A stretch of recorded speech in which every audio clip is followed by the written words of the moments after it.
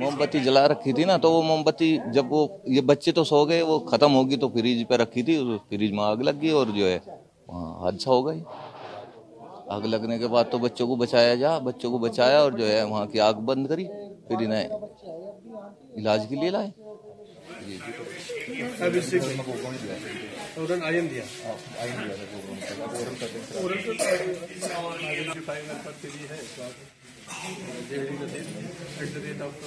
इसमें से 3-4 बच्चे तो गंभीर हैं, जिनके हाथ भी जले हुए हैं सेकेंड डीप, और लंग्स भी बर्न है। 5 बच्चे जो हैं वो हल्के जले हैं, फर्स्ट डिग्री बर्न है, वो रिकवर कर जाएंगे।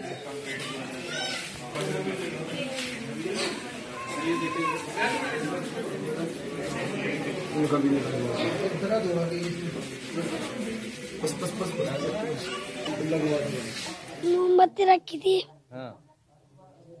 उस पे फ्रिज पे, हाँ। और कागज रखे थे, हाँ। उनमें आग लगी थी कागज में, और उनमें भी लगी थी फ्रिज में।